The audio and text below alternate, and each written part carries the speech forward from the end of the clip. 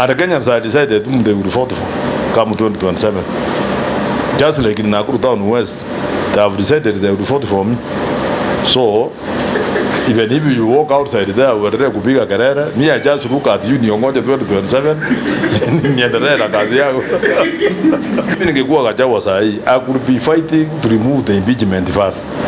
You know, he's fighting to win the ballot when he's impeached. And you know, this is a person who has been in parliament. He's a lawmaker. Ni mtu ameenda shule. You know, you can never fight for any election post if you are impeached. Mheshimiwa Lia anarudi ugavana Nakuru County. Anarudi. Amekuambia.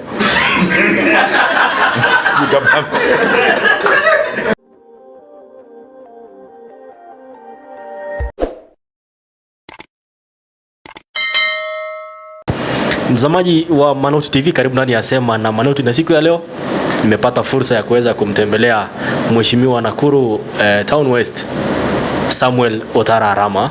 Tuzungumze mawili matatu kuhusiana na county yetu ya Nakuru, Nakuru Town West na pia nchi yetu tukufu la Kenya.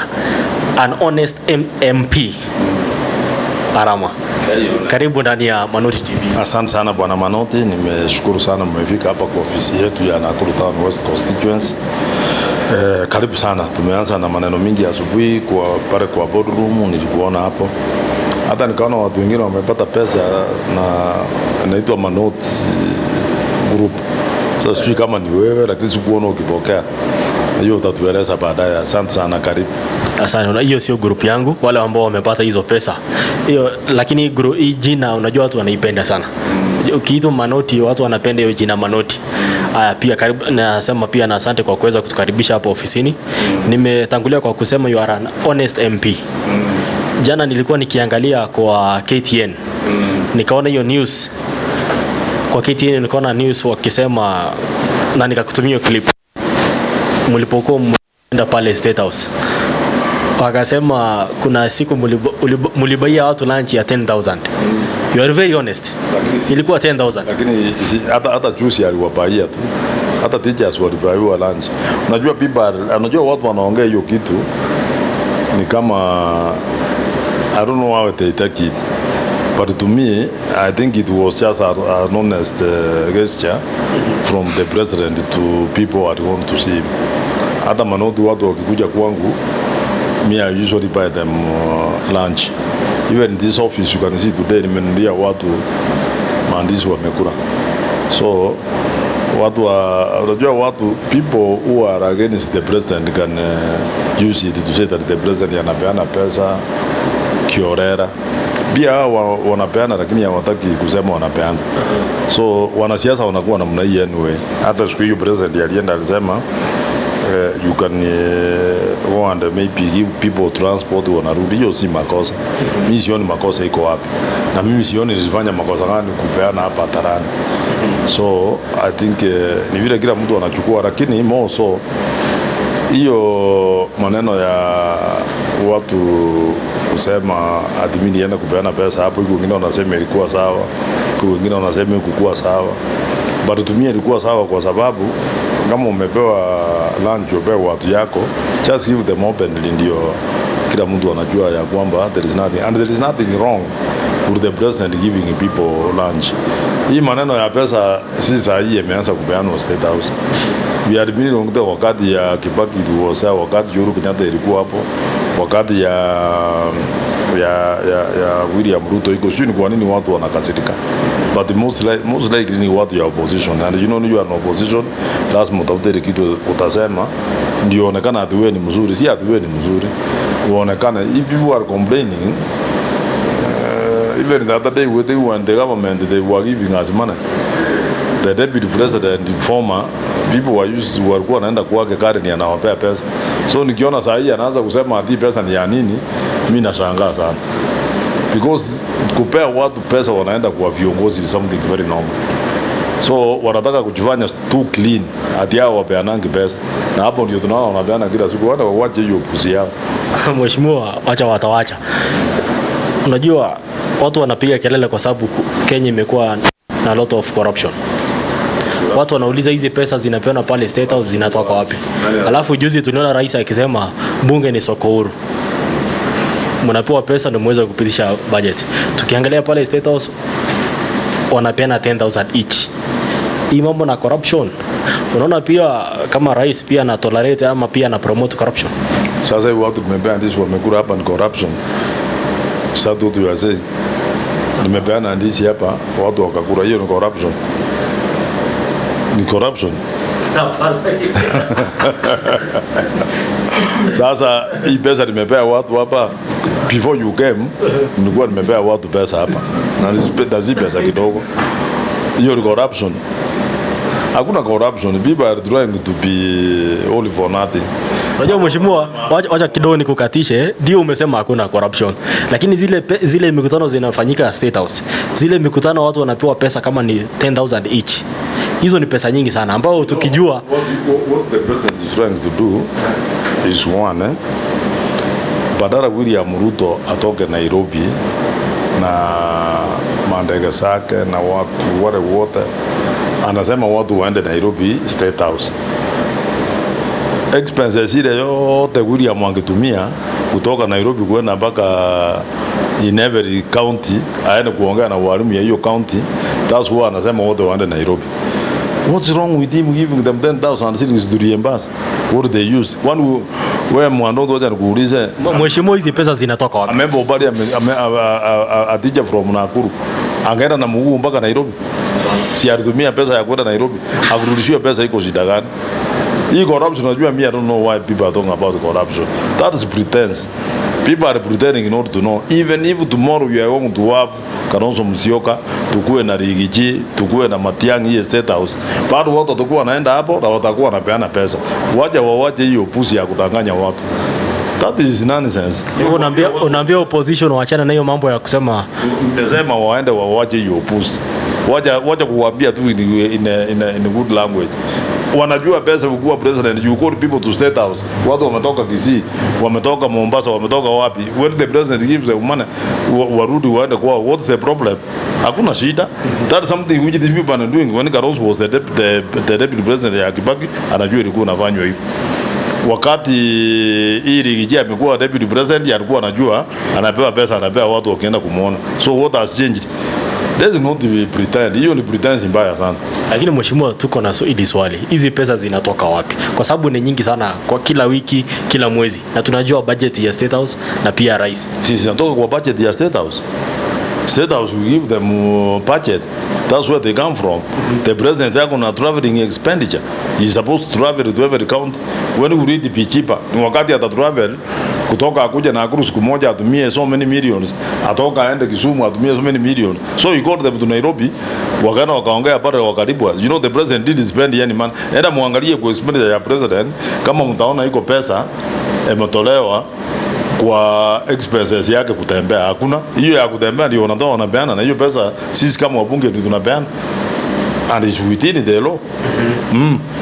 Hiyo ni siasa ya watu. Wewe nani Manoti, wacha nikuambia. Unajua mimi nimeangalia watu wale wa siasa wako nje wanataka kuingia kwa serikali. Even those who are campaigning wanataka kuingia Nakuru Town West. Ukiangalia uone hilo busi wanafanya hapa nje.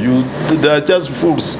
Going everywhere kuongea vitu ya ujinga, wanasema atukichukua tutafanya. That's I expect it to be done to the president. Kama watu wanasema hapo wasema Arama, hata ukienda kwa ofisi yako huwezi kumpata. Waenda wasema Arama, hata ukienda kwako huwezi kumpata. Hata even when I'm here, they would be just outside here saying that Arama is never in his office. Arama doesn't give bursary. You can see what your bursary wanakuja hapa. So I'm putting myself in the shoes of the president of this republic. Unataka kuniambia Manoti, si William Ruto alishinda kura. That is no dispute. You won. Watu ukichaguliwa inatakikana ufanye kazi for 5 years. Hata hii maneno ya kuimbia sisi one term, it doesn't make sense to me. All of us we know we are going one term. One term. Alafu ukifanya mzuri unarudi unafanya second term. So wasianze kutuimbia hata hii maneno ya kusema ati wanasikiza ground. Who does listen to the ground? Si hata sisi tusikize ground tukashinda kura. We are still listening to it. So hii maneno ya watu kutizatiza vitu hapa ati tunataka ati hatujaona hatujafanya, wakiingia the State House they do exactly the same things which President William Ruto is doing. Mheshimiwa, tutakuja hapo kwa one term na two term, pia utatuambia uko upande gani hapo kwa one term na two term. Labda nimalizie hii mambo na State House. Nasema hivi, maneno ya one term or two term is neither here or no other. What I'm saying, watu wanachaguliwa 5 years. Kama 5 years yajaisha, uwezi kutoka kwa kiti. Hiyo ndio inaitwa one term and first term. Then from there, ueleze watu wakuchague for the second time. And that is what William is doing. He's also doing his politics. I'm doing my politics. I'm not in the first term, I'm not in the second term, I'm not in the third term, I'm in the fourth term. And it doesn't matter when we sing outside. In fact, hii maneno ya second term, first term nini, I find it to be just nonsense. Wacha watu waende tufanyie watu kazi, tuchaguliwe, tuendelee na hiyo kufanya kazi. Hii maneno ya one term, two term, three term or whatever terms, to me it doesn't make sense to me. Mheshimiwa, umesema mambo na kuchaguliwa tena. Hii mambo na hii kupeana pesa na kufanyia wananchi kazi ni gani ya maana ama ya muhimu zaidi? Wakati gani pesa imepeanwa kazi ikakosa kufanya? Sasa walimu walikuwa huku si leo niko hapa napeana pesa ya account ya Susan Kika. Ni wakati gani kazi imesimama? Si huku chini, huku barabara inaendelea kutengenezwa, huku Mwariki hapa Randa ni barabara inaendelea kutengenezwa yangu pale, enda tutakutembeza kesho uone kama kazi imesimama. We are still working as usual. The problem, we are reading too much. Unakuta watu wengine hata hawana sera, wanaenda wanaingia kazi yao usema at one term, two term, at least tuko baada ya two term, sisi tuko baada ya second term, sisi tuko first term. Hiyo ni vitu, to me it doesn't make any sense to me. Mimi nataka kuona watu yangu kama leo asubuhi nimekuja hapa, tumepeana milioni 2 ya county government vile tulikuwa tumeongea na Susan. You can see tumesort out maneno ya watu wale pesa ilikuja kutoka hapo. Mimi nataka kukimbia niende kuona vile barabara zinatengenezwa. That's all my interest. Whether one term, whether two term, whether fourth term or what, it doesn't make sense to me. Mimi nataka nione serikali ikileta pesa vile ilikuwa inaleta. So far I'm happy kwa sababu ile pesa ilikuwa imebaki ya pasali imefika. I'm happy. The president said that pesa ya capitation itafika. I'm happy leo nimeona pesa ya CDF. Tumeambiwa ni pesa ngapi inakuja kwa constituency. So tomorrow I'm sitting with my fund manager here. Tuangalie tuone nini na nini tunataka tuende kufanya kwa constituencies. That is all what I thought about. Kwa hivyo kazi inafanyika kwa hii serikali ya William Ruto. Inafanyika, kazi inafanyika. Kazi inafanyika kabisa. So hii maneno ya watu kusema kazi ifanyiki na hii hata iwezi kukusaidia. Hata watu wanapiga kelele sana, ni wale watu wanataka kuenda kutoa wale wamekalia maviti. Is as if ukienda kukaa huo utafanya miujiza, ulete pesa Kenya, ulete wapi, lini? Hakuna.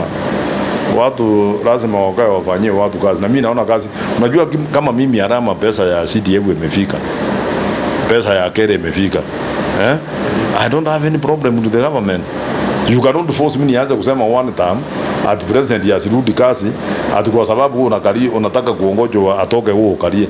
That is not my business. Oja nikuulize swali lingine, labda ni vizuri mwanasiasa au akipea watu pesa ama afanyie watu kazi? Ni lazima upeane pesa na kufanya kazi. Ujibu moja, kuna ile kupeana pesa la kazi. Yote mbili inaenda hivyo. Ukuwe na pesa unapeana watu na bado ufanye kazi. Wewe Manoti, wacha nikuulize, hebu enda simama kura hata ya MCA huku kwenu. Uende waambie watu una pesa. Uone kama utapata kura ngapi. Maybe utapata yako, ya bibi yako na relatives wako. Kwa hivyo mheshimiwa, lazima ukuwe mwanasiasa, lazima uwe na pesa. Lazima ukuwe na pesa, why not?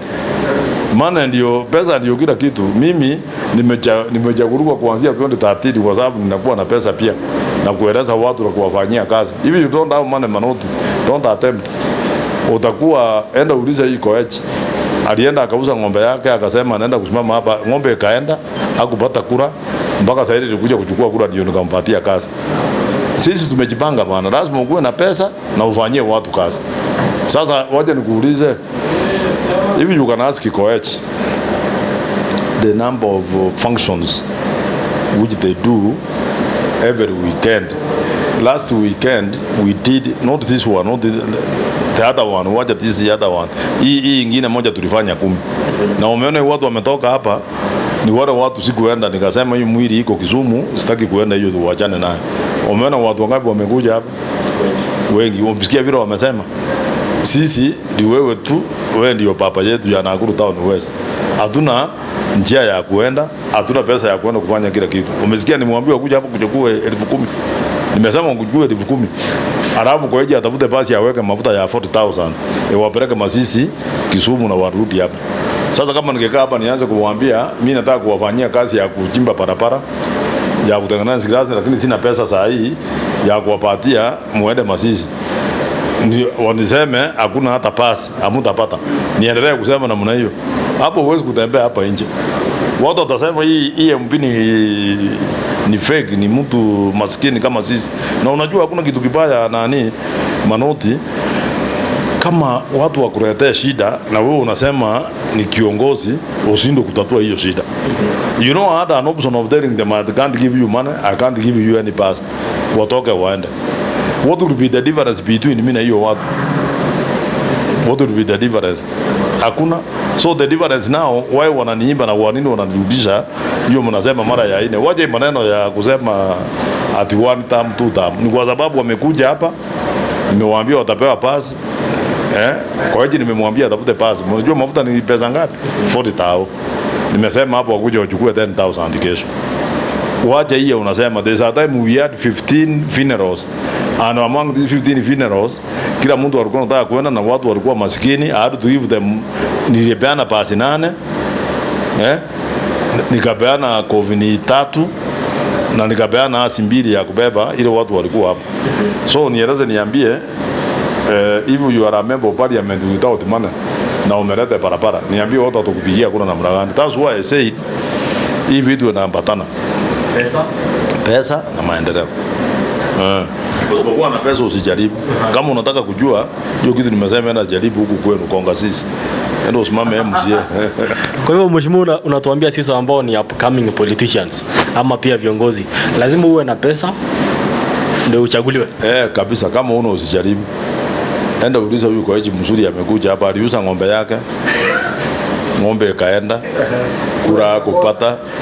Sasa hata zaidi nilikuja nikamwandika kuwa PA, akaambia bibi yake, unajua mimi nilikuwa nimejua nitaandikwa kuwa PA hapo. So maneno ya ng'ombe hakuna, tutanunua ngine. So enda muulize kwa hiyo live exam. Usijaribu kwenda kutafuta kura kama una pesa. Hapana. Mimi part of my getting elected is because I think I also use my money. 2013. I use a lot of money 2013. Watu wakasema hii mtu, unajua ukienda, you know, wacha nikuambie, ukienda mahali ukose kutatua shida ya watu, haki ya Mungu huwezi kupata kura. Utakuwa kama hiyo watu. So ukienda mahali kama uko na pesa unakuja, ndio naona saa zingine watu walikuwa na complain juzi, wanasema ati matanga Arama, matanga hii Arama na matanga nini, ati ni moto ya kusaidia watu. And these people come here. Sasa kama wamekuja hapa, mimi ndio nimeenda kuwaita ati mmekufiwa mkuja hapa, wamejileta hapa. Ile kitu inauma ile wapinzani wangu ni zaidi, unakuta wanakuja wanasema nimepeana pass, nimepeana has, nimepeana covid na nimepeana shilingi 10,000. Na yeye mtu anakuja na 2,000. So watu wanauliza hii mtu anakuja kutupea 2,000 hapa, Arama amepeana hasi, amepeana pasi, amepeana 10,000, amepeana nini? So watu wanasema hii mtu tutamrudisha. And that's how I end up winning. But if you can get somebody who has a lot of money, you can have a challenge. Sasa hivi watu wanakuta wanatembea hapa, mtu anakuja akienda function moja when you have 15, anaenda function 2 tena ya kabila yake, alafu anafikiri sasa amemaliza constituency mzima. Naona anaongea anasema ati mimi, you know, those things are not in the area. Tunataka cash. Mtu unakuwa na cash, unakuja unapea watu, una sort out the problems, unaenda wapi? Kiero unaleta watu, wanataka pesa bana. Hata hapa sasa hivi unaona wakina mama wanakuja na ndizi hapa. Hii ndizi sasa mimi nitawapea kama 2,200 na ndizi ya 500. Sana na wasunde 2,000. Sasa wakitoka hapo wanasema hii mheshimiwa bwana ni mzuri. Siku ile anakuja kwa unaona mahali zingine hata watu saa hii wanatukimbia hata huku chini tutaenda na utapata mahali zingine. Watu wanakuja wanajua hii mheshimiwa ya nguvu anapeana hivyo tu. Mheshimiwa, hizi pesa zote unazitoa wapi? Kwa sababu ukiangalia kama 15 funerals na kila funeral hapo upeane basi 10,000 na pia basi. So there's a time I spend up to 300,000. But if you want to ask me, I get yes. Kama unataka kujua si not all of them once in a while. Manoti, unajua mimi kabla sijakuwa mjumbe nilikuwa nafanya biashara. Sasa hii niko na hoteli. Sasa hii niko na mayai. Kuja kwangu watu uchukue mayai. Uone ile mayai mimi nauza. Kuja nitakupea kredi hata ya 3 na ukuje na marafiki pia na wabea. Mimi ni mtu niko na kuku. Hapo mimi ni mtu na ng'ombe, maziwa. Mimi ni mtu nalima, niko na avocado huku chini. Mimi ni mtu nalima, niko na cabbage na supply kila mahali. Mimi ni mtu ama contractor, nafanya biashara yangu huku kila mahali. Sasa hiyo biashara yote nataka nipeleke. Mheshimiwa, wewe si ni civil servant. Wewe ni contractor wa barabara mwani? Yeah, barabara. Why not? Lakini I cannot do construction in my constituency. Unataka kusema mimi ni mjinga niende nikae tu nikuwa mjumbe nikitoka nianze kukaa kama watu wengine hapa. Mimi hata nataka nikitoka nikuwa mjumbe naenda kununua ndege. Utakuwa unaniona hapa na ndege na nikienda Nairobi bwana atakuwa ananunua ndege hapa. Sitakuwa pesa yangu itakuwa inaenda sana. Unajua nani, wacha nikuambie, I cannot say that I'm very rich. I can't. But and at the same time I cannot say that I'm very poor. Mimi niko katikati hapo. Siwezi kukufa njaa na siwezi kukosa kusaidia watu na siwezi kukosa pesa yangu. No. Ulipokuwa 2013 ukitaka kusimama hii kiti ya ubunge, ulisimama ndio upate pesa ama upate mamlaka ama ulisimama kwa nini? If you don't know, I had more money in 2013 than now. Kama hujui. Nilikuwa na pesa mingi zaidi kuliko saa hii. Kwa sababu partly because I was doing biashara without getting distracted. Ilikuwa ni hiyo ndani yangu. Nilikuwa na pesa ya biashara kufanya sana. Kama unataka kujua, I will give you my company. Sisi nilikuwa natumia uenda hapa. Huyu Maina is my witness. Huyu councilor Maina alikuwa councilor hapa. Huyu unaona anasimama hapa. One time one interview mwelezo mwambie ni biashara gani nilikuwa nafanya na nilikuwa napata pesa ngapi. Na huyu ndiye alikuwa ananisaidia Maina akikuwa councilor kulifuatia payment zangu baada. I had a petrol station. Nilikuwa naitwa Sam from Petrol. I had several companies. I was doing construction. I was selling stationery. I was selling electric items. I used to make a lot of money per month. Na Maina is here. One of these fine days, get time uende ufanyie interview. Akueleza kuambie how much money I was making. But anazia hapa peke yake nilikuwa na supply. I was supplying Nakuru, Mombasa, Nairobi and Kisii. So I was doing a lot of business. I had a lot of money. Sasa hizo biashara zote nilikuja nikawacha kwa sababu sasa nimefungua hoteli, nimeweka ng'ombe, nimeweka kuku, nafanya maneno ya ukulima huku, naweka cabbage. I also supply cabbage to people. So hii maneno ya watu kukuuliza ati huko na pesa unatoa pesa wapi is something which if you ask anybody atakueleza kuambia mtu amewahi kuwa na pesa tangu siku hiyo. And generally I'm just a generous giver. Hata unanibaia lunch saa zingine? Unanibaia lunch? No, but you must lazima unitafute pia, siwezi kutafuta. Nimesema umesema wewe ni generous. Saa zingine tukiwa na wewe unabai lunch. Yeah, of course, that's what ni mzuri. Me actually you have never bought any lunch when I'm there. Lakini mimi I'm buying you. So next time unataka pia ukikuta ukuje ununue. Mheshimiwa, sana nataka unifunze jinsi ya kutengeneza hizo pesa, ndio pia next time nikiwa na wewe ndio naendelea vile uko hapa. Naona utaanza kujua kutekeleza pesa. Nitakueleza nikwambia apart from me ya journalism, aenda fungua kampani kidogo nikusaidie. Ndio tulikuwa tunaambia president ya wajana ni maneno ya hii procurement.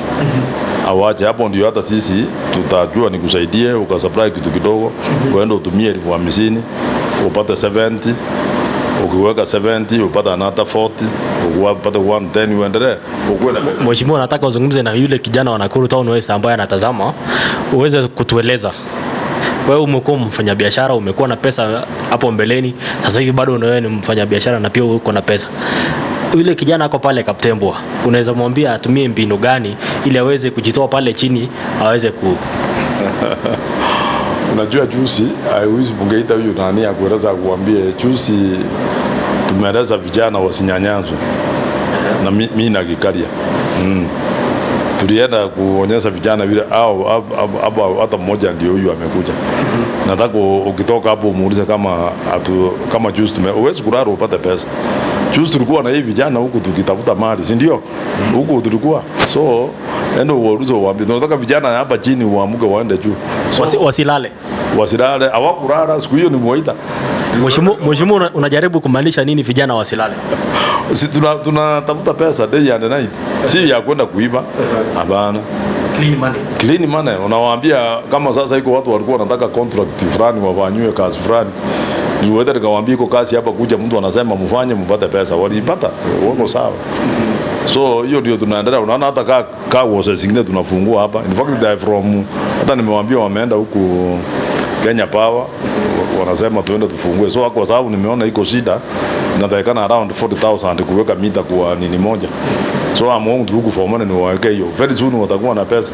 Uliona hii watoto wengine walikuja hapa wasichana nikawaambia sina pesa wanataka kuenda kuweka vitu ya saruni. Hiyo ni pesa yangu na wajakuja 50,000. Sasa kwa sababu ni maneno yangu ya pesa yajaingia nimewaambia wakuje next Monday and I would invite you to come here and see how we give them hiyo pesa tu waendeleze kisiasa kibiashara si kisiasa biashara. So wale watoto wale vijana wako huku chini we will encourage them waendelee pia kufanya vitu si ya uhalifu si ya kuiba pole watapanda mpaka wafike mahali tuko. Umezungumzia kuhusu wale wasichana wakisema mambo na salon nini. Umekuwa ukizungumza sana ukisema mambo na TTI. Unajua kuna Technical Training Institute na kuna pia vocational. Vocational ni iko under county. Hii ambao wanafunza mambo na technical courses. Labda hii mambo na wewe ulisema hapa Nakuru Town West wewe unahitaji college. Kwa sababu kuna kiti na pia kuna harvest. Tunahitaji lakini kuweka vocational college the type of money to work in the county and the county iko Rift Valley Institute iko ngine simewekwa kila mahali na unajua zile zikiwekwa si ati ukiweka vocational college ati ni watoto yao constituency back yako wanasoma they come from all over Kenya and the good thing is the governor said she will be paying 100% fees for vocation. So why do you need to get more money kuweka ngine hapa na Nakuru? They will go there. Najua nimekuuliza hii mheshimiwa hii swali kwa sababu wengine wana compare Nakuru Town West na other constituencies. Kama for example Njoro, kama Gilgil wapi tunaona mbunge atakatazwa asisome hapo. Mbunge anawasponsor hizi mambo na salon, mambo na masonry, wote wanaenda kama niyo vocation ama hiyo TTI, waenda wasome. Labda Nakuru Town West. Mimi nasema watoto wakienda hiyo vocation ya Njoro kutoka Nakuru Town West, wataambiwa wasienda hapo. They will go, but the county government is paying for them. You don't need to have a vocational college in your constituency, your house, in your watoto waende kufanya hiyo kazi. The county government is sponsoring 100%. There are vocational colleges which are ready, which are there. So what's the problem? Unajua lakini kama bado hujaendelea mheshimiwa, kuna hii wanasema unaona vijana wako chini wanaona kazi. Ukiwa empower wapeleke kama hizo short courses. Labda hiyo mambo na short courses. The short courses can be done in where there are colleges. We have Kiti. Kiti is around 2 kilometers from here. Watoto kwenda kusoma Kiti watoke na madiploma yao wakuja waende kufanya kazi is not a problem. What I'm trying to tell you is to make a vocational college, one, hiyo ni maneno ya county. Okay, hata kama ingekuwa maneno ya constituency to build a vocational college, it means zile pesa tunapata we all do it, we don't even sponsor any child kwenda even secondary school. Is that what you want us to do? Is that what they want us to do? When you can walk here to Rift Valley Institute, you can walk to Kiti, you can walk where they are. There is nothing wrong. I don't see anything sensible that these are the colleges doing the same thing that you want to put one in Nakuru Town West using so much money, because easy kitu unasatumia 10 million. We are talking of 100 and something million. What is the purpose? If they want to learn that empowerment, yapo wakuje watumie skills, hapa iko shida gani? There is nothing wrong. Mheshimiwa, umesema kabla ukuwa mbunge ulikuwa na nyingi, ulikuwa unafanya biashara. Labda ulipokuwa mbunge, labda kuna kitu labda una regret, labda pesa zimepungua ama zimeongezeka. Do you regret becoming a member of parliament? No, how can I? How do you see me when you look at me when I'm a member? Unajua mheshimiwa, uko mbunge, majukumu mambo imekuwa mengi. Lakini mimi I'm not complaining. Me I have a lot of money. So what's the problem? Manoti, kama unataka kujua hii mtu kama hako na pesa, si hata utembee uone vile mimi naishi, vile mimi nakaa. Kwa hivyo you don't complain becoming a... How can I complain? Mimi niko na nyumba yangu Nairobi, haina loan. Kisii nimejenga, niko naye hapa Nakuru, niko na nyumba yangu hilo unajua, niko na nyingine Kabarak, niko na nyingine na ujui kama kingine, niko na nyingine Ngambo. So Kangambo. Mheshimiwa, ulipokuwa raia wa kawaida, unajua ukiwa raia wa kawaida unafanya mambo yako venye unataka, lakini sasa hizo wewe ni mbunge. No, kama nini unadhani? Mimi ni mtu ya kawaida Manoti, kama ujui. Me I do my own things. Have you seen me being surrounded by bodyguards? But do you know I have bodyguards? Have you seen them? Umeona nikitembea nao kila mahali. So you find me alone. So why are you telling me that I don't live maisha ya kawaida? Kwa hivyo wewe pamoja wewe na wanasiasa wengine, wewe ni mtu ya kawaida tu. Unajua wengine mmoja akiwa mbunge anabadilisha kila kitu yake. Nini, wacha nikwambie Manoti. Mimi I'm one person who has been given I'm entitled to 2 drivers and 5 bodyguards. But you could not really find me with any body unless when it is official. Kama sasa nikitoka hapa, I'm the one who's driving myself. My driver ako hapa chini, lakini yako na gari yake pia nimempatia. My other bodyguards, my bodyguard wako huko wanafanya kazi zao. Mpaka sasa hivi tutakuwa na official function, usiona record them. Nikitaka kuenda kufanya biashara zangu mahali mimi naenda najipeleka. I've been going to Nairobi and coming back driving myself. The other day I left Nairobi at saa 2 ya usiku. Nikateremka kuja Nakuru, I was driving myself. I mean, you don't need to be unique. Hata kama hapa ningekuwa nataka kwenda Amia, I can even tell it to OCS ya niweka askari hapa nje na watasimama hapa. In fact hata wewe kuingia lazima uwe cleared, but you can see you are not cleared. Wewe unakuja tu unaingia kwa ofisi yako, unaweka vitu, unaweka hiyo, unasema unataka kuinterview mimi nasema ndio tuendelee. But one time I will call you here so that niweke hiyo security ndio jue that I have the power. Ukuje bado waambiwe ni Manoti, waseme moja tukilie kwa mdosi. Wakuje niwaambie mbia Manoti arudi akuje siku nyingine. Na ukianza kuleta vuja hapa niwaambie wakuweke pengo wapelekwe kapteni. Ndio unataka tingana namna hiyo? Wewe tangu hakuna kitu imebadilika au ni? No. Nothing has changed by the way. Even in my house, in my own house, when people come there tunaenda tunakaa huku ndani. Residents, watu ya Nakuru Town uwezo kuja kumsalamia, tuongea huku nje. Wanakuja tunakaa sitting room, tunakunywa chai, tunacheka, wanaenda. That's the difference between me and most maybe MPs. Unakuta member of parliament surrounded by me. I don't even, in fact, even when I work in the constituency, I use these my people. Hii vijana yangu hapa ndio tunatembea nao. Even when I go to functions outside Nakuru Town West, mimi wanganaambia asora nani niita vijana tunaenda nao wanakaa. Me I don't work with, I was in Subukia driving myself. Hata members wanaletwa wako na bodyguards wanafunguliwa mlango na mimi ni mtu ya keep time. I went there mapema saa 3. I was there, I drove myself. Hata watu hawako wananijua. Wakataka kunifungulia mlango, wakaniambia weka gari yako kando huku, nikaenda nikaweka. Mmoja akakuja akasema yule mheshimiwa Arama umemwambia ameweka gari para, akakuja akaniita pita na gari, nikapita, nikaingia, nikaenda nikabaki. Nikaendelea kuongoja wengine wanakuja saa 5:30, nikauliza watu hapa mnasemaje? Mko kwa timu gani? 1 term, 2 term ama wapi? Subuki walisemaje? Subuki iko shida. Shida upande gani wako, 1 term ama 2 term? Hmm? Ulienda huko ukaangalia ukaona wako upande gani? watu ya huko wanatuambia tutaenda nyumbani, including myself. Hata nikawauliza nyinyi amviki kura na Nakuru Town West ni nini mnakuja kutuambia hapa, lakini hapo kutoka them walikuja kukubaliana na mimi baadaye. Lakini generally people are complaining, wanasema hawana pesa mfukoni. But remember, lakini wakisema hawana pesa mfukoni na tunaona mnawapelekea pesa, hiyo pesa ni ya saa hiyo hapo. By the way, hiyo pesa ya saa hiyo watu wanapatiwa pesa, wanakula tu hapo kwa center, wanaenda nyumbani. Unajua natakana pesa ile unatoa kwa mfuko yako Manoti. Nikakuona Giligili wanasema aje, bado kuna shida? Hapana, Giligili wako sawa. Unajua maneno ya raia kuongea hapo, unasema msema, lakini msema mkiwapatia pesa wanasema kusema maneno mengine, lakini generally people must be told that the government, unajua generally tuseme maneno ya maendeleo vile wamesema. Hata nimeona watu wengine hapa wanasema wanataka maendeleo. Hii maneno ya pesa is second, hakuna nini. Kwa hivyo umezunguka, nilikuwa na Nakuru Town West, umeenda Nakuru Town East na Ivasha kila mali. Labda ukisikia ground inasema mnafanya kazi ama mumekwama? Wanasema tumefanya kazi na wataturudisha. Kuanzia president, governor, MPs wote tunarudi. Hakuna mtu anaenda nyumbani. Usidanganywe, kama huko na nia ya kwenda kusimama, ngoja mpaka 2027 yeisha. Mheshimiwa wamesema wanawarudisha wote. Wanarudisha sisi wote.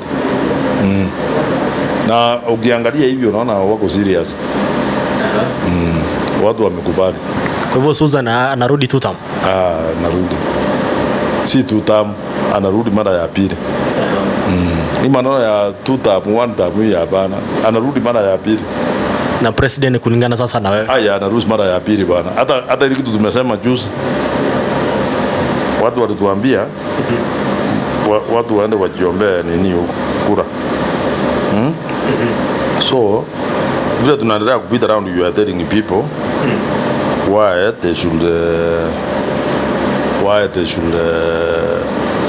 return people who are in power, because watu wanaangalia zile kazi mmefanya. Kama president amefanya kazi na watu wanaona, watamrudisha, why not? Mheshimiwa, ukisema president atarudi mara ya pili na ndugu yako Fred Matiang'i kule hajafika, unataka arudi before 2027?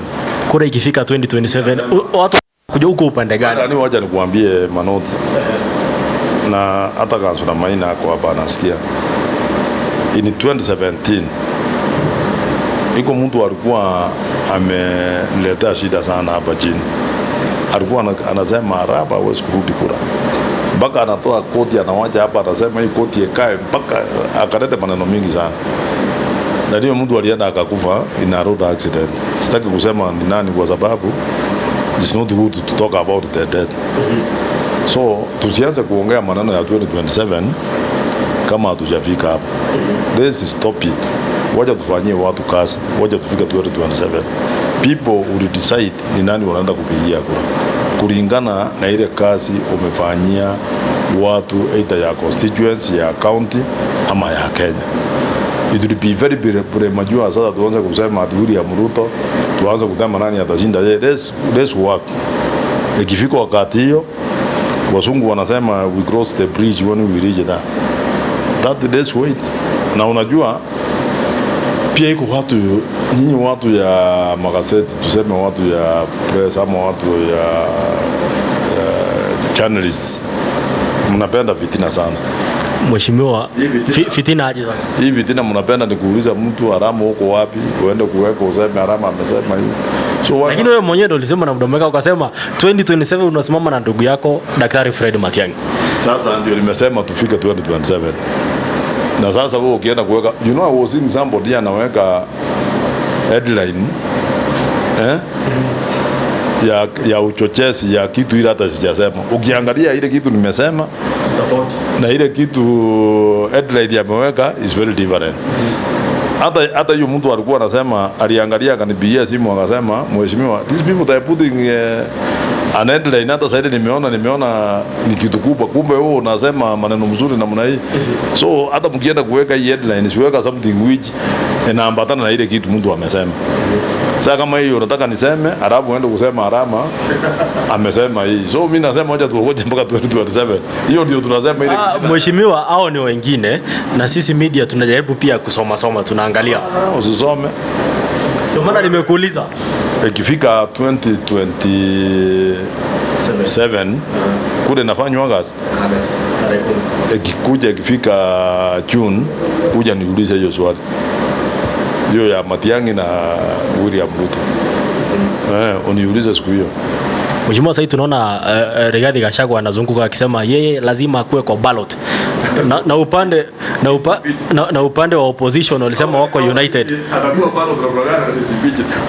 Unajua ningekuwa Gachagua saa hii. Mheshimiwa anasema ni united opposition. Mimi ningekuwa Gachagua saa hii, I could be fighting to remove the impeachment first. You know he's fighting to win the ballot when he's impeached. And you know, this is a person who has been in parliament. He's a lawmaker. Ni mtu ameenda shule. You know you can never fight for any election post if you are impeached. Bado mheshimiwa, kesi bado iko kotini. Ngadi atoe hiyo impeachment tag from his neck. Kabla hajaanza kutuambia vile anaenda kusimama kura. Kesi bado iko kotini. Kesi. This is what I'm saying. He should be working hard. Maybe the courts to clear him from the impeachment tag before aanze kusema anaenda kusimama. Kama ningekuwa yeye, mimi ningekuwa nimenyamaza saa hii. And you know, let me tell you, Manoti, matusi kuongea vitu kama hii ya kusema one time, kusema mwisi, kusema muuaji, hiyo Wakenya we are beyond that. We don't want hiyo maneno.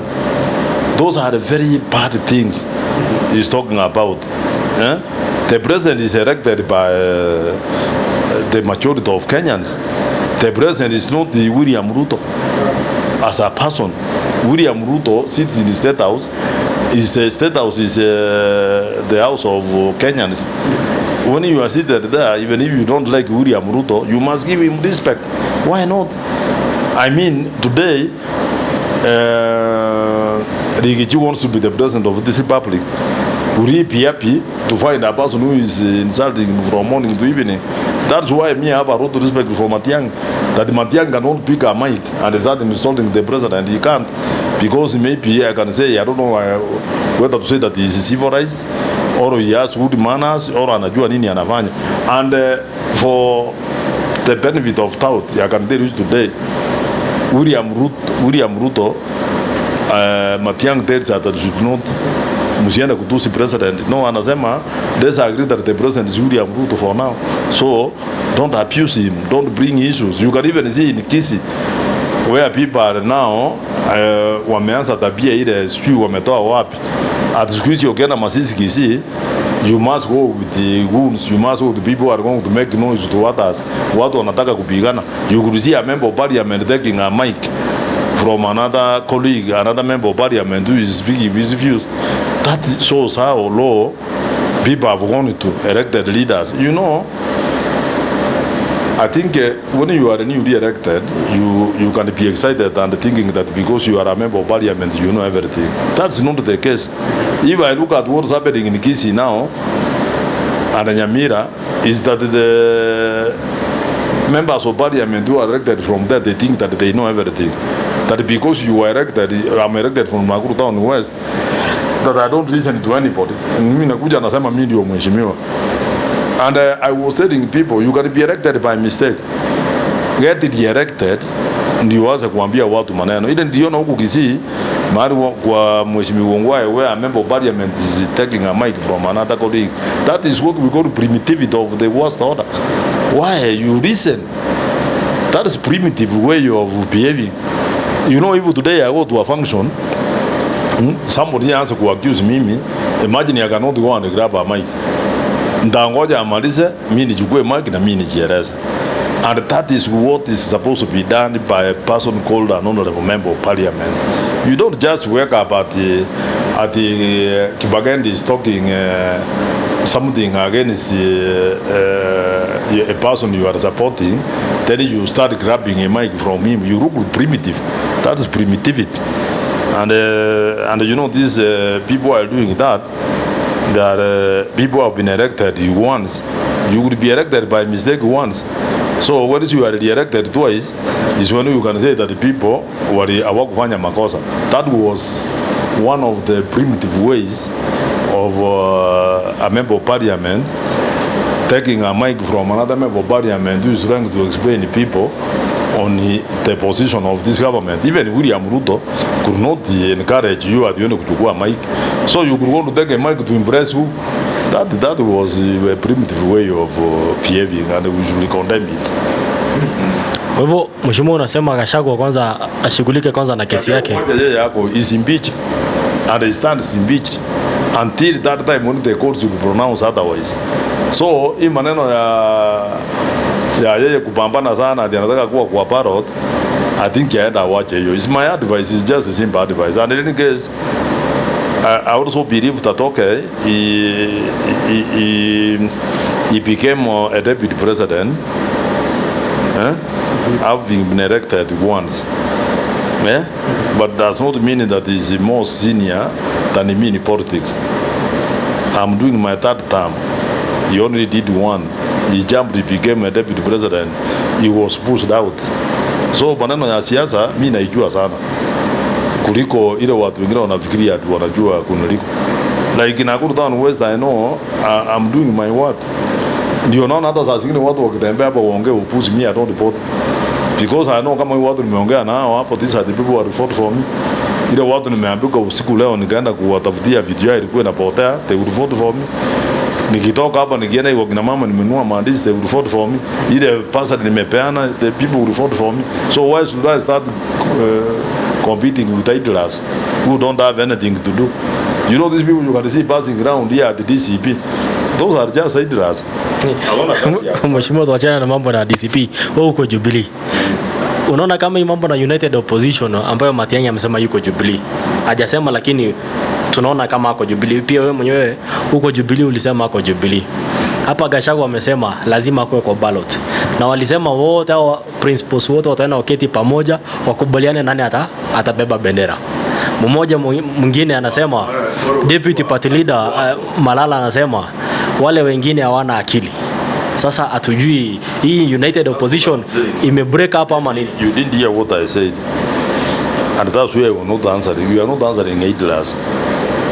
Unajua hii wakina Marara wana kazi ya kufanya. Lakini sisi kuna kazi ya kufanya. Mimi saidi niko hapa, I'm trying to think on now I can get the governor of Nakuru County Susan Kika tusaidie tupate pesa mingi yaka na hii tulikuwa tunapeana hapa. I'm trying to see I can get the president William Ruto ani kuamulie mabarabara ngine nilikuwa ninakwama kwa sababu siko na pending bills. I'm trying to see how I can get bursary ya watoto wale pesa ilikuwa imebaki. Sasa ukianza kutulinganisha na wakina Marara wakina Gachagua, they have nothing to do. Hii opposition hii wakina Marara wakina nani ni watu wanaamuka asubuhi wanachora wanasema leo tuende tutusi huyu hapa tuseme me I don't have that time.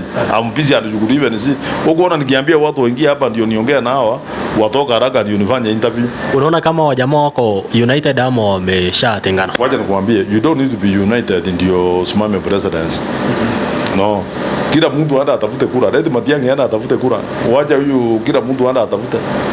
Raia watajua ni nani. Already as we talk today, Kenyans have decided nani wanaenda kupigia kura. So kila mtu anda atafute huku. William Adere kuita wengine State House. Kenyans have decided they will vote for president in 2027. You don't need to come together that wacha tuwete opposition tuweke mtu mmoja. Hata hakuna wakati watakubaliana ati hivi ndiye anasimama kura. Take it from me, hakuna. Ni wakati gani imewahi kuwa namna hiyo? Huko na wakati leo walienda akaanza ile sijui RTP, sijui nani akaenda wapi. You can never bring people together for a common goal. Atiolete watu kutoka uambie wasema tubadili. Kila mtu anasema yeye ndiye anajua. Digiji amesema, unasikia mtu yake anasema Digiji ndiye yako na akili. Hata mimi kesho kutwa nitasimama niseme Matiang'i ndiye yako na akili kwa hiyo watu wote. Ndio daktari. Mwingine Maina aenda asimama aseme. Kama aenda asimama aseme. You know, that is all nonsense. Wacha watu waeleze watu tukichukua serikali tunaenda kufanya kazi gani. Ile kazi William Ruto acha fanya. Hiyo ndio tunataka kujua. And Kenyans have decided they will vote for come 2027. Just like in Nakuru Town West, they have decided they will vote for me. So Even if you walk outside there uendelee kupiga kelele, me I just look at you niongoje 2027 niendelee na kazi yangu. Hata wajua hata burudia tena unasema voters wa Nakuru North washa decide ni wewe. Ni mimi. Yaani wewe hujaona. Wewe wacha nikuulize hata hiyo wakina mama unaona hapa. They have decided this is me. So when I find the people making a lot of noise outside there, mimi naangalia naendelea kucheka. I don't have time to even talk with us about them. No, I don't. Kama unataka kujua, I have around 4 major functions this month, kuanzia kanisa ya huyu, nienda California, niende ya huku ng'ambo, ile mahali huku ng'ambo ile inaitwa Railway SDA. Watu wanaenda huku, mtu anaenda huko na wanakupigia makofi, wanakuambia then the following day very early there in mouse wanasema bwana, hii mtu alikuja hana kitu, tulikuwa tunafikiri yako na kitu, wewe mheshimiwa kuja tuendelee kazi. Mimi nawaambia weka tarehe kuja, ndio huyu atakuja kujua. Wala wanapita pita, unajua hawana kura. Sasa angalia kama hiyo watu ya DCP hata siku nyingine wameenda sijui Calvary hapa chini ati wameleta hapo Kaptembwa. Sasa hata ile mtu hapa ile ni tunaweka hapo Moromo, wanaenda wanaandika wanasema ati Arama amezuia mfunga barabara. Nonsense, vitu ya ujinga. Barabara unazuia mtu kuenda nini? Mtu aende huko aenda aone. Wanaenda mpaka sijui huku PAG huku Nakuru Town East. Mtu anaona hapo peke yake anajaribu kusalimia watu ati watu wanapaura na shida hii mtu gari. Watu wako juu ya gari. Hata ikukine niliona pale kwa ikukine niliona hapa soko mjinga. Mtu anasalimia watu building na watu wako busy na watu hapa wanaendelea kupita. Ati watu wanauliza huyu ni nani? Wacha mimi nienda hapo nitembee hivi uone vile watu watamwagika hapo. Ndio jue na kuambia mimi I don't let them proceed but I'm not worried. Kama iko wakati mimi najua nitapata kura mingi ni wakati. Na nisipopata sitasimama kura siku nyingine. Hakuna wakati utanisikia. If I miss this fourth time, itakuwa ni ngumu sana. Hii kampeni ambayo inakuja utatumia pesa? Hakuna wakati huwezi kutumia pesa. Si hata sasa natumia. Nimejipanga na pesa, ndio nimekuambia pesa tunaendelea kuweka, tutakuwa na pesa mingi. Hata nitatumia pesa mingi zaidi. Pesa nyingi zaidi. Kama hiyo watu waeleza waambia Arama amesema ako na pesa wakuja tu pale. Hakuna mtu tuko na pesa bwana. Haya, mheshimiwa, sitaki kuendelea sana. Labda neno lako la mwisho kwa watu wa Nakuru Town West. Tunaona sasa hivi ni kama umetulia, mambo imetulia. You are very confident 2027. Watu wamedecide ni wewe. Even if I don't win, imagine I cannot regret. Siwezi. But one thing I know, nikishindwa kura mimi niko na kwangu. That is nimeweka kwangu mzuri sana. Hapa Nairobi na Mombasa. Na and I'm trying to see iko nyumba ng'ambo, ninaenda huko. Sitalia sana. Hata wewe nitakusaidia pengine usimame kura kidogo. Nataka kura gani nikusema? Huyu Manoti mimi namwambia juzi. Mimi naambia Manoti juzi, wewe kuja nikuachie kura after nimemaliza 2027. Anasema ati kitu uachie, ati si mtu anakuachia. Mimi namwambia basi enda simama tuone kama utapata. Wewe ongea na mimi mzuri nikuja nikuachie kiti. Hii kiti mimi ndio nitawaachia mtu. Na mngicheza mimi naona Koeji unajua Koeji yeye anasimama anasema mdosi nisaidie tu nipate. Sasa wewe unasema unataka utakuja kuona mtaona mtu atapata hiyo kiti. Na yule nitasema ni huyu ndiye atapata. Kama unataka kujua mimi ndio kusema enda London uone ile MCA Gatuso. Mimi nilisema pata wacha ile tulingangana siku ile watu ya UDA wanatumia millions na kiti ya dili wakapata. Na Lia akaniruka. Unajua kama Lia angeniruka, aiswe hiyo kiti angeenda na Njoroge. Mheshimiwa Lia anarudi ugavana na Nakuru County. Anarudi. Amekuambia.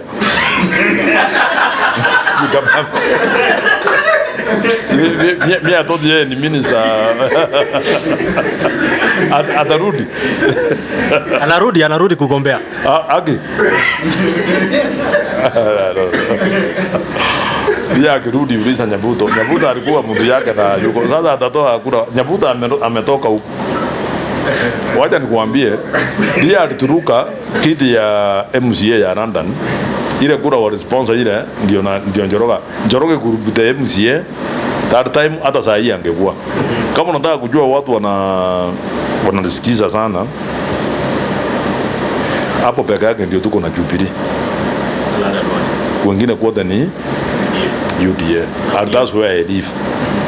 Ndio sikia watu vile wananiheshimu, mpaka nikawaambia nyinyi Wakikuyu wacha maneno ya msiniaipishe pia mahali mimi niko Jubilee. Wakanipigia Jubilee na wakapigia UDA. Ile wewe ilikuwa ya UDA ilikuwa kali zaidi. Na bado nikapata. Mheshimiwa unasema Lia akirudi sasa hivi bado ajisoti. Nyabuto ameondoka, pia wewe umeondoka.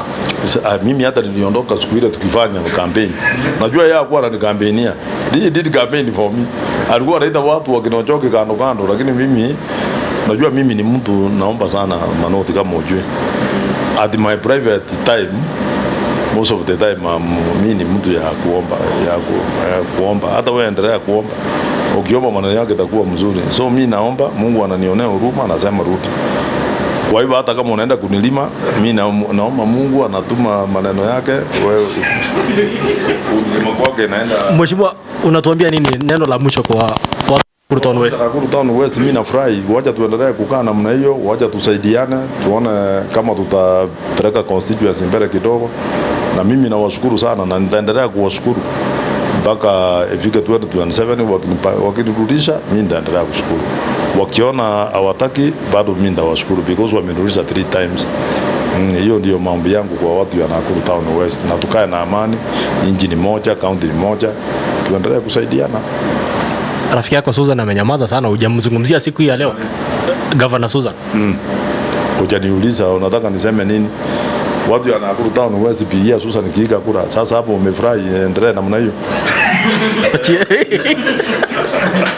Haya, msomaji wa Manoti TV amekuwa ni Mheshimiwa Samuel Arama.